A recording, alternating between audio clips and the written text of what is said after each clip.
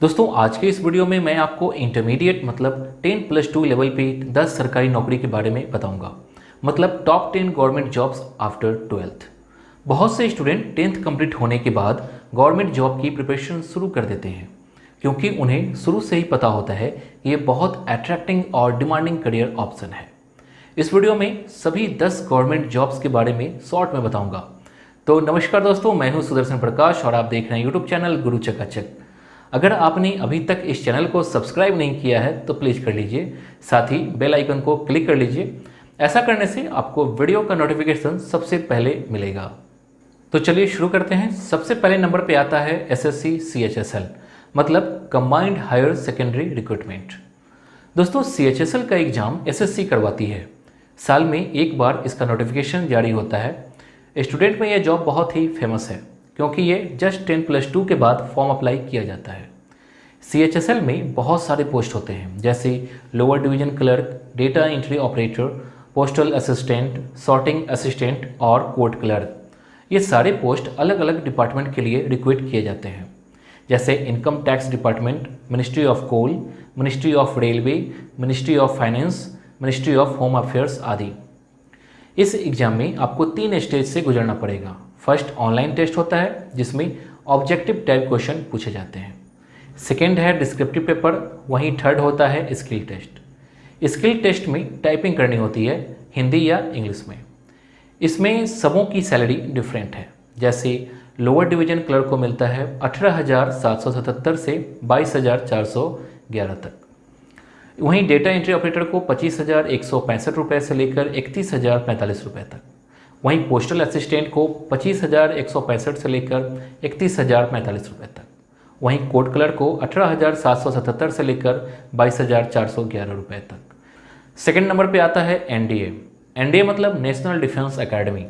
इसमें 3 विंग होते हैं, जैसे भारतीय सेना, भारतीय वायुसेना और भारतीय नौसेना। एनडीए एग्ज़ाम साल में 2 बार आयोजित होता है। आप चाहें तो दोनों एग्ज़ाम दे सकते हैं। दोस्तों इसका एग्ज़ाम साइंस वाले स्टूडेंट देते हैं। जिसका 10+2 में मैथ्स फिजिक्स होता है, वही इस एग्ज़ाम को देने के लिए एलिजिबल होते हैं। इस एग्ज़ाम में आपका मैथमेटिक्स स्ट्रांग होना चाहिए, साथ ही फिजिकल फिटनेस की भी आवश्यकता है। दोस्तों एक इम्पॉर्टेंट क्वालिफिकेशन और है कि इस एग्ज़ाम को देने के लिए आपका अनमैरिड होना ज़रूरी है, क्योंकि ये फॉर्म अप्लाई करते समय ही पूछे जाते हैं। इस एग्ज़ाम में 2 पेपर होते हैं, first mathematics, second general ability. ये दोनों एग्ज़ाम पास करने के बाद एसएसबी द्वारा इंटरव्यू के लिए कॉल किया जाता है। दोस्तों इस एग्ज़ाम के बारे में वीडियो बना चुका हूँ, लिंक डिस्क्रिप्शन में देख लेना। वहीं ट्रेनिंग पूरा होने के बाद डिफरेंट पोस्ट के साथ डिफरेंट सैलरी भी मिलती है। इसमें 56,000 से लेकर 2.5 लाख तक की सैलरी प्रोवाइड की जाती है, साथ ही फैसिलिटी अलग। तीसरे नंबर पर है स्टेनोग्राफर, ग्रेड सी और ग्रेड डी के लिए। दोस्तों स्टेनोग्राफर का एग्ज़ाम एसएससी के द्वारा होता है। इसका भी साल में एक बार नोटिफिकेशन निकलता है। एसएससी द्वारा ग्रेड सी और ग्रेड डी पोस्ट के लिए एग्ज़ाम लेती है। इस एग्ज़ाम के 2 स्टेज होते हैं। फर्स्ट में ऑनलाइन एग्ज़ाम होता है, जिसमें ऑब्जेक्टिव टाइप क्वेश्चन पूछे जाते हैं। इस एग्ज़ाम की खासियत है कि इसमें मैथ्स के क्वेश्चन नहीं होते हैं। +2 में आपका कोई भी सब्जेक्ट हो, आप इस एग्ज़ाम को देने के लिए एलिजिबल है। दोस्तों इस एग्ज़ाम के बारे में वीडियो बना चुका हूँ, लिंक डिस्क्रिप्शन बॉक्स में है, देख लेना। दोस्तों स्किल टेस्ट के लिए आपका शॉर्ट हैंड और टाइपिंग आपको आनी चाहिए, तभी आप इस एग्ज़ाम को क्वालिफाई कर पाएंगे। इसमें 2 ग्रेड पे होते हैं, एक 2400 और दूसरा 4600। टोटल सैलरी की बात करूं तो 35,400 के करीब सैलरी प्रोवाइड की जाती है, साथ ही फैसिलिटी अलग से मिलती है। चौथे नंबर पर आता है एमटीएस। दोस्तों एमटीएस का फुल फॉर्म होता है मल्टीटास्किंग स्टाफ। इसका एग्ज़ाम एसएससी करवाती है। एमटीएस को नॉन टेक्निकल एग्ज़ाम के रूप में भी जाना जाता है। इसमें 3 तरह की नौकरी मिलती है और उसके अंदर भी कई तरह की नौकरी होती है, जैसे multitasking staff, group C, non gazetted, non ministerial post. वैसे इस एग्ज़ाम के लिए क्वालिफिकेशन है 10th पास, लेकिन ज़्यादातर स्टूडेंट 12th के बाद ये फॉर्म अप्लाई करते हैं। इस एग्ज़ाम के लिए उम्र सीमा 18 से 25 वर्ष के बीच होना चाहिए। ये एग्ज़ाम 2 स्टेज में होती है। स्टेज 1 में ऑब्जेक्टिव टाइप क्वेश्चन होते हैं। इसे पास करने के बाद ही आप स्टेज 2 में क्वालिफाई कर पाएंगे। स्टेज 2 में डिस्क्रिप्टिव टाइप पेपर होते हैं, जिसमें एस्से लेटर लिखना होता है। सैलरी की बात करूं तो इसमें 20,000 से ज़्यादा सैलरी मिलती है। दोस्तों वीडियो अच्छा लग रहा है तो प्लीज़ वीडियो को लाइक कीजिए। अगर कहीं भी कन्फ्यूजन है तो तुरंत कमेंट कीजिए। पांचवा है रेलवे एनटीपीसी। यहाँ एनटीपीसी का फुल फॉर्म होता है नॉन टेक्निकल पॉपुलर कैटेगरीज। दोस्तों इसके अंतर्गत कई तरह की वैकेंसी आती है, कुछ 10+2 लेवल के हैं तो कुछ ग्रेजुएशन लेवल के, लेकिन मैं आपको 10+2 लेवल की जॉब बताता हूँ। इसमें कॉमर्शियल कम टिकट क्लर्क, अकाउंट क्लर्क कम टाइपिस्ट, जूनियर क्लर्क कम typist, junior time keeper, train clerk. दोस्तों इसमें आपको कंप्यूटर का नॉलेज होना जरूरी है। एग्ज़ाम 2 स्टेज में होते हैं, प्रीलिम्स और मेंस। इन दोनों का सिलेबस सेम है। इसमें आपको मैथमेटिक्स, जनरल इंटेलिजेंस, रीजनिंग और जनरल अवेयरनेस से सवाल पूछे जाते हैं। अगर सैलरी की बात करूं तो इसमें 20,000 से ज़्यादा सैलरी मिलती है।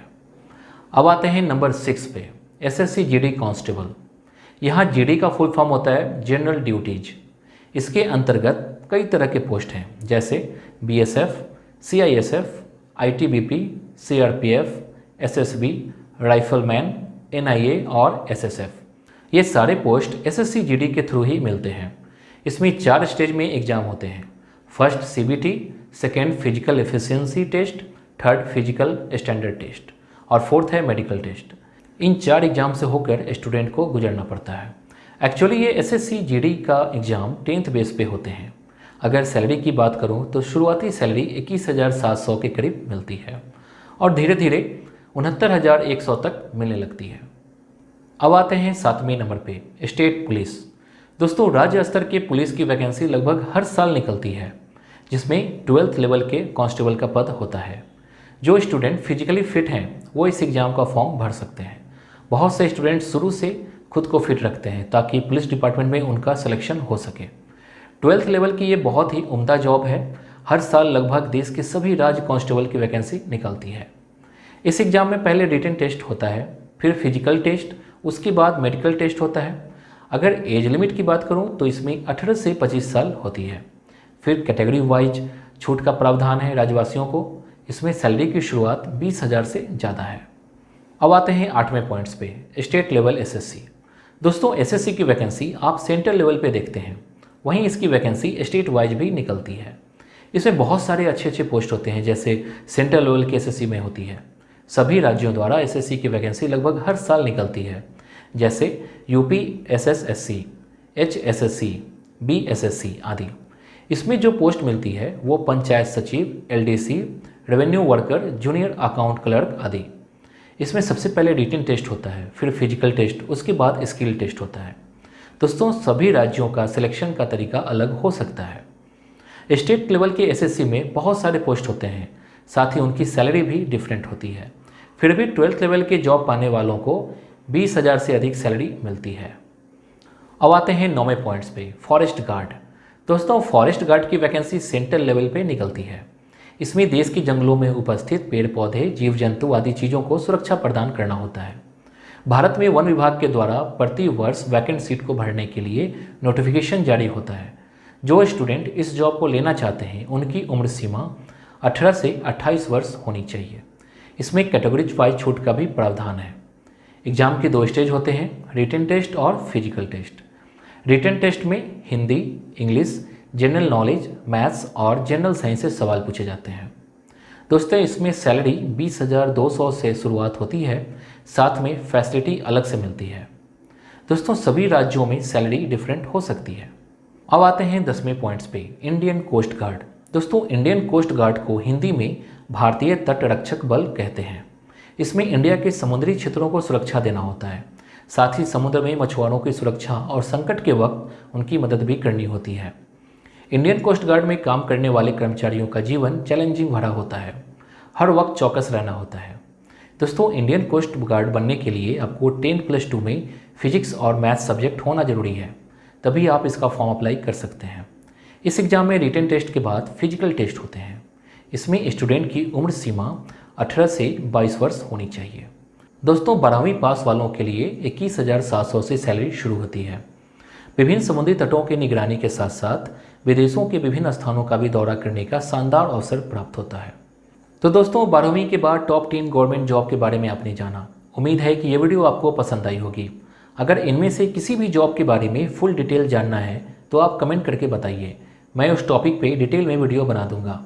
वीडियो अच्छा लगा तो वीडियो को लाइक कीजिए और साथ ही चैनल को सब्सक्राइब कीजिए। Thank you.